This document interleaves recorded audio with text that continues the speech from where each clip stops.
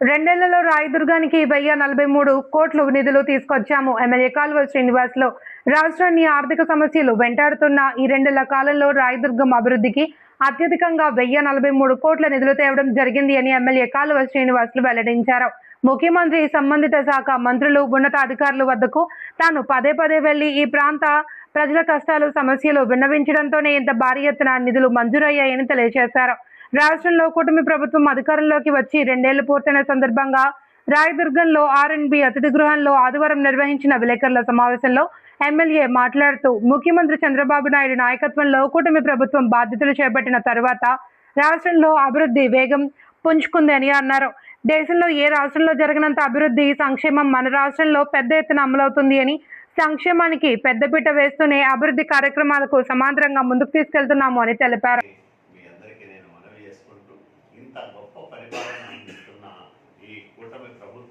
చంద్రబాబు నాయుడు గారికి అన్ని వర్గాల ప్రజలు ఆశీస్సులు, సహకారం అందించాలని మనవి చేస్తూ ఉన్నా. నేను ఎమ్మెల్యే అయిన తర్వాత రాయదుర్గం నియోజకవర్గంలో కక్షలకు, కార్పణ్యాలకు చోటు లేకుండా చేశాను. నేరాలు బాగా తగ్గిపోయినాయి. ఎక్కడ రాజకీయ కక్షలు లేకుండా చేశాం. అన్ని పార్టీల వాళ్ళు స్వేచ్ఛగా జీవనాన్ని కొనసాగించే మంచి వాతావరణాన్ని కల్పించాం. ప్రజలకు రక్షణ విషయంలో తొలి ప్రాధాన్యం కింద చేశాం. ఎవరు తప్పు చేసినా వాళ్ళను శిక్షించే విధంగా చూశాను తప్ప ఎక్కడ తప్పుడు వ్యక్తులను, లేకపోతే నేరాలు చేసే వాళ్ళను, నేరమయ జీవితాలు గడిపే వాళ్ళను ప్రోత్సహించలేదు. అట్లాంటి చరిత్ర నాకు లేదు. ఎప్పుడు కూడా అట్లాంటి పనులు నేను చేయను. ఆ రకంగా శాంతి భద్రతల పరిరక్షణకు పెద్దపీట వేశాం. ఒకవైపు ప్రజల రక్షణ చూస్తూనే, మరోవైపు సంక్షేమాన్ని విస్తృతంగా అమలు చేస్తూనే అభివృద్ధికి పెద్దపీట వేసి రాయదుర్గాన్ని ప్రగతి పథంలో ముందుకు నడిపిస్తూ ఉన్నామని మీ ద్వారా ప్రజానీకానికంతా కూడా విజ్ఞప్తి చేస్తూ, తెలుగుదేశం, జనసేన, భారతీయ జనతా పార్టీలతో కూడిన ఈ ఎన్డీఏ కూటమికి ప్రజల ఆశీస్సులు అట్లాగే సహకారం ఉండాలని కోరుకుంటూ, ఎందుకంటే ఎప్పుడు నియోజకవర్గం పుట్టినప్పటి నుంచి 40 కోట్ల రూపాయలు సబ్సిడీ రూపంలో అందజేశాం. అట్లాగే రైతుకు విత్తు నుంచి విక్రయం దాకా ప్రతి అడుగులోనూ ప్రభుత్వం పేదోడు వాదోడుగా నిలబడింది, అండగా నిలిచింది, నిలుస్తూ ఉంది.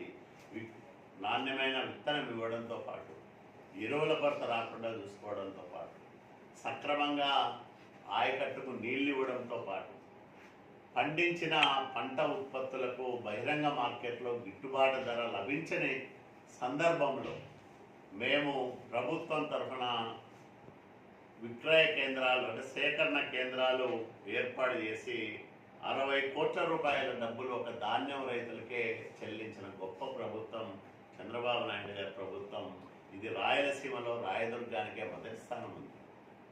ధాన్యం సేకరణలో రాయలసీమ 8 జిల్లాల్లోనూ రాయదుర్గమే హైయెస్ట్ ప్రొక్యూర్మెంట్ జరిగిన నియోజకవర్గంగా రాయదుర్గం నిలబడింది. దానికి ఎప్పటికప్పుడు మన అవసరాలు, మన ఉత్పత్తుల వివరాలు ఇవన్నీ ప్రభుత్వం దృష్టికి, ముఖ్యమంత్రి కార్యాలయం దృష్టికి తీసుకెళ్ళి అదనంగా మనకు కోటాలు పెంచుకొని ఎప్పటికప్పుడు రైతులకు అండగా నిలవడం వల్ల 60 కోట్ల రూపాయలు మన రైతుల ఖాతాల్లో జమ చేశాం. అట్లాగే కందులకు డబ్బులు రాకపోతే, ధర పలకపోతే కందులు కొన్నాం, జొన్నలకు ధర లభించకపోతే జొన్నలు కొన్నాం. ఇట్లా వ్యవసాయ ఉత్పత్తులు బహిరంగ మార్కెట్లో రైతు అమ్ముకోలేని పరిస్థితుల్లో ఉన్నప్పుడు రైతుకు అండగా నిలబడిన రైతు ప్రభుత్వం చంద్రబాబు నాయుడు గారి ప్రభుత్వం, కుటుంబ ప్రభుత్వం అని మీ అందరికీ నేను మనవి చేస్తూ ఉన్నా. 5 ఏళ్ళు వ్యవసాయ యాంత్రీకరణ రాయితీలను పూర్తిగా నిలిపివేసిన దుర్మార్గుడు జగన్మోహన్ రెడ్డి. ఏ ఒక్క రైతుకు ఒక్క ఆధునిక పనిముట్లు ఇచ్చిన పాపాన పోలే. మేము వచ్చి ఈ నియోజకవర్గంలోనే 30 కోట్ల రూపాయలు వ్యవసాయ అనుబంధ రంగాలు, పాడి పరిశ్రమ కానీ, పశుసంవర్ధక శాఖ కానీ, మత్స్య శాఖ కానీ, ఈ శాఖల ద్వారా వ్యవసాయ అనుబంధ రంగాలకు సంబంధించిన లబ్ధిదారులకు 30 కోట్ల రూపాయలు ఈ నియోజకవర్గంలోనే మరి రాయితీల రూపంలో అందజేశామని కూడా మీకు నేను మనవి చేస్తూ ఉన్నా. ఇదే కాకుండా ఎస్సీ ఎస్టీ లబ్ధిదారులకు ఉచితంగా పిఎం సూర్య గారి పథకం కింద సోలార్ ప్యానల్స్ ఏర్పాటు చేస్తున్నాం. దానికి 27 కోట్ల రూపాయలు ఖర్చు చేస్తూ ఉన్నాం.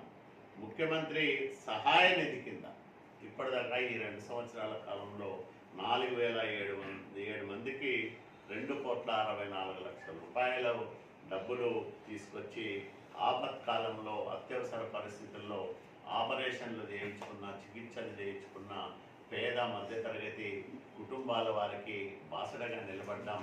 ఆర్థిక సహకారం అందజేస్తామని కూడా మీ అందరికీ నేను మనవి చేస్తూ ఉన్నాను. ఇట్లా ఈ 60 కోట్లు తీసేస్తే అంటే ధాన్యము, కందులు ఇవన్నీ కొన్న